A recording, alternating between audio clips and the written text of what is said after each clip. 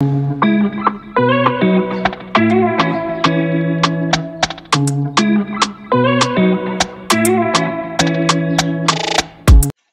a été le plus rapide, il a gagné le droit de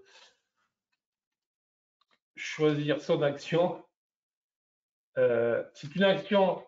Alors, lorsque je ne connais pas les actions, si vous avez le code, je suis preneur en plus. Voilà, ça doit être ça. STNE, le code, Patrick. OK. Alors, si je ne connais pas l'action, alors merci. Vous pouvez ajouter, me faire un petit commentaire. Vous pouvez me faire un petit commentaire sur ce qu'est l'action. D'accord? Bon. Alors, sur ce que fait l'action. Pardon.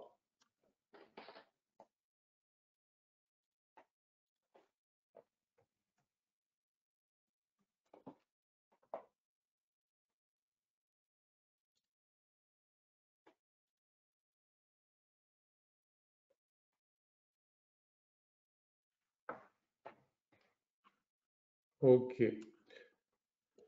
Bon, toujours regarder ce qui s'est passé. Donc, on a eu ici une configuration classique de BO fail, donc de fausse cassure haussière justement. Alors là où c'est un poil embêtant, si je puis dire, FinTech. OK, merci Patrick. Là où c'est un peu embêtant, c'est que ça faisait suite à une correction très propre en 3 temps. Et donc, des achats auraient pu se faire sur le bas de cette zone, bien évidemment par ici ou en traversant le nuage, validation, voilà, par là. Et derrière, on aurait pu espérer une accélération qui a échoué. Depuis, ça se retourne, ça baisse clairement.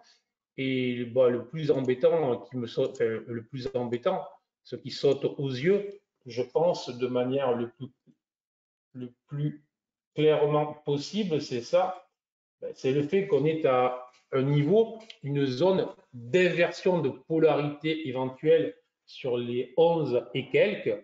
Autrement dit, tant qu'on ne repassera pas au-dessus de cette zone, après avoir fait un haut plus haut qui a échoué à inscrire un niveau de clôture supérieur réellement, hein, puisqu'on n'a jamais fait de haut plus haut que le chandelier qui précédait ici.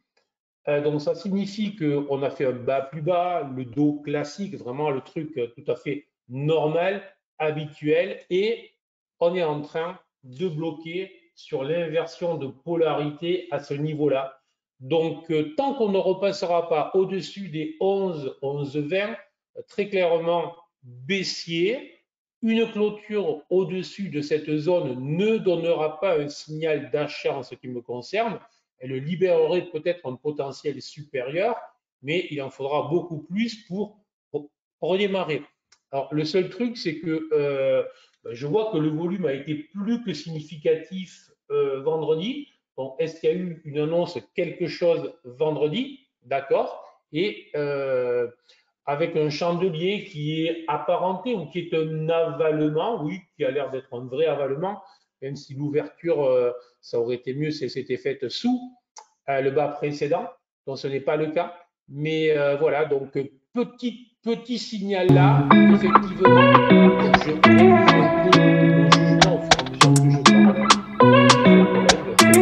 c'est-à-dire que si on clôturait au-dessus des 11,20, effectivement, au vu de ce chandelier, du volume, après, il faudrait quand même descendre sur les UT pour voir ça. On pourrait avoir une petite configuration en tasse avec Hans, donc peut-être un petit signal positif.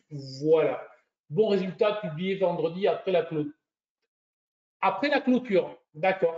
Donc ça veut dire que la journée de vendredi ne tenait pas compte, parce que là, voilà, de ces résultats. Donc surveillez l'ouverture du jour, Patrick. Merci beaucoup, Patrick, pour cette valeur que je ne connaissais pas,